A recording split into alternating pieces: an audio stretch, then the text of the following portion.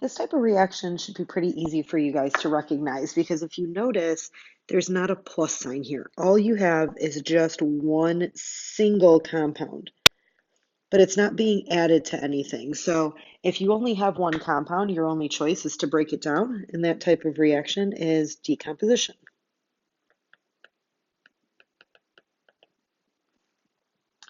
So with this compound, just like everything else that we've done, we do need to crisscross the charges to make sure that we're writing the original compound correctly. So if you look for gallium on the periodic table, it's right below aluminum. So gallium is going to have a +3 charge.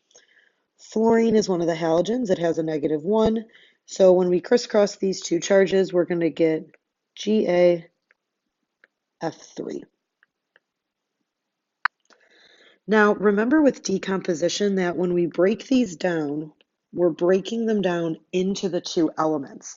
So we are going to break this down into gallium and fluorine.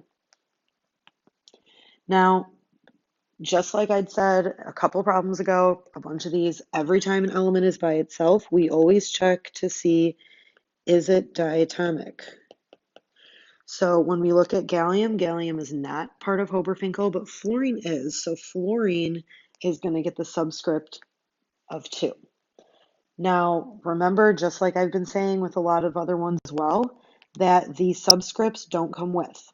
Fluorine had a 3 on the reactant side because the charge from gallium crisscrossed down.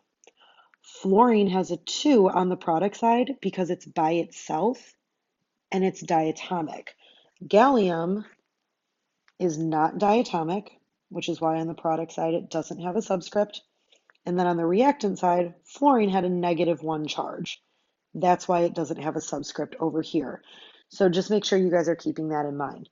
As we go through and we balance this, we have 3 fluorines on the reactant side, and we have 2 on the product side. So this is where that least common multiple comes in, where we have to think, what number can both 3 and 2 be divided into? So we want to get a total of 6 fluorines on both sides. So the way for us to do that is if we multiply 3 by 2 on the product side, that's 3 total or 6 total fluorines.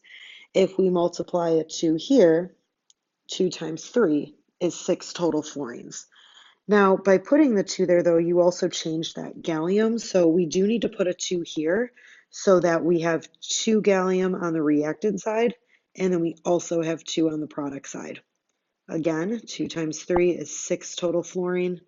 3 times 2 is 6 total fluorine.